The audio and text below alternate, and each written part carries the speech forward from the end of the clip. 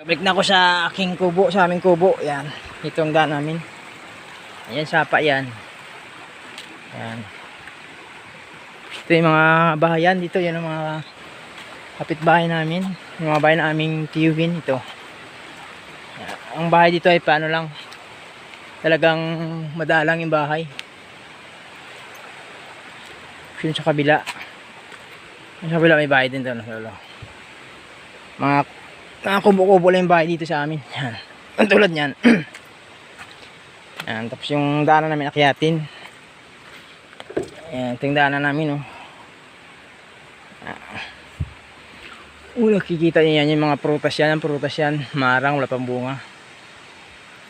Yung mga bangong marang. Yun. Yan. Kubo yan. Ito yung daanan namin. Yan. Yun. Yan. Ang daan namin dito.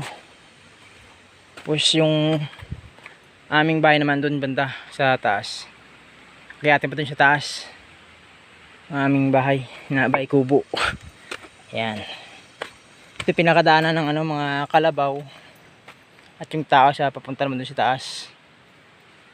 Tapos dito sa kabila. Yan. Mga tanim ng mga yan. Mais. At dito naman may tanim na tubo. Pero itong area na ito ay medyo pulo bundukin pero kaya pang taniman ng tubo at naakyat pa lang naakyat pa ito ng truck pag tag-init na. Tapos ito yung dadaanan ko. Yan mga sagingan yan. Yun. Ayan guys. Yan ito yung daanan ko. Punta sa aming kubo.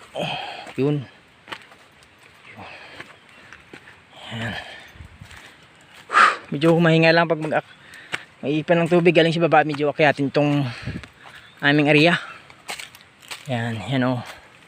Kalamyas. Yan. At ito naman ay durian.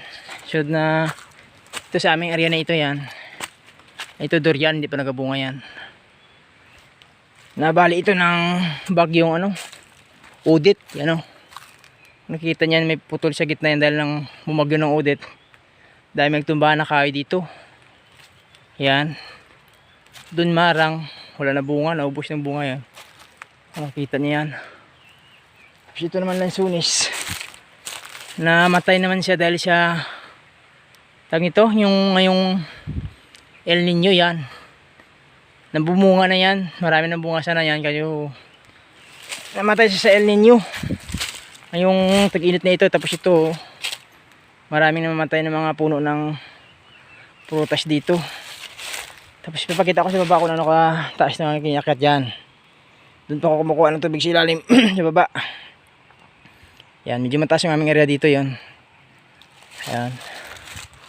Yun o, yung mga lansunis namin na nagkanda mataya na. Akala ko pag uwi ko dito ay makakarami ako ng pagkain ng lansunis. Kasi pag uwi ko dito, yun na, ito na nadatnan ko ngayon. Yung mga lansunis dito ay hindi ko pala alam ay kamatayan na o. Yan, pulat.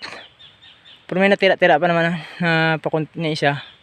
Ay ilang piraso pala na nabuhay pa. Pero hindi pa nagabunga yan. Tapos yung dulo, yung tabi ng lansunis na yan, marang yan. Naubos na yung bunga dahil nakarampa pala nagbunga yung mga marang yan. Marang din yan. Bandang dulo. Tapos doon sa bandang dulo din. Lansunis yan, mga buhay-buhay pa. Tapos yan ang durian na yan o. Putol din sa taas dahil sa bagyong udit. Hindi pa nagabunga yan. Tapos ito, yung aking rambutan. Pag alis ko nito ay siguro 7 years na ako mahigit dito ng aling-galing. Yan ngayon nagabunga na. Ayan. Mga bulaklak na sila. Yan o. Ayan, yung mga bulaklak na yung rambutan. Ayan. Maraming bulaklak. Sa ilang puno ito. 3 na lang dahil natumba rin nyo ito. Kung nakikita nyo na kadapa na yan pero buhay pa. Ayan. Yan lang yung puno niya. Yan, nakadapa na yan dahil sa bagyong udit nung nangyari nung nakarang taon. Yan, pero sa awa ng ating ng may lalang, ito pa rin ay buhay pa rin siya. At napakinabangan pa natin. Ito, at ito yung aming bahay kubo. Yan. Yan, ito yun. Sa 4 na puno pala ito yung aking rambutan dito na natira. Pati mga saging oh. Ito na lang yung mga saging natin dito. dahil nagkamatayan ng tag-init. Ito naman yung aming bahay kubo dito sa bukid. Yan. At dito ako nagagawa ngayon. Gawa ko ng sa ilalim. Ito, ilalim na ito. Yan. Sa ilalim na yan, lalagyan ko ng aking mga itik dahil temporary ko laging itik yan dahil wala pa akong lagayan.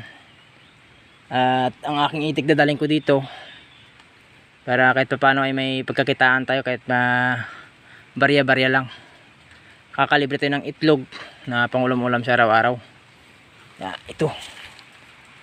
Yan, ito yung aming area. Ayun. Tapos ito yun sa una naman dito. Yan. Yung aming taniman ng tubo, hindi pa nataniman. Yan.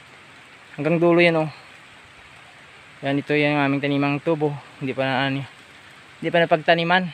Pag i-update ko ulit kayo pag magtanim na kami ng aming tubo at papakita ko sa video kung paano magtanim ng tubo at anong trabaho sa pagiging isang magsasaka ng tubuhan. Yan. Yan lang lamang po at yung sana mapanood nyo itong aking video at sana paki-like and subscribe and paki-share na rin po ng aking video pag mapanood nyo ang aking video. Dito po tayo sa Buhay Probinsya po dito sa atin sa Negros Occidental. At maraming salamat sa inyong panonood ng aking video. Yan. Ito lamang po at maraming salamat ulit.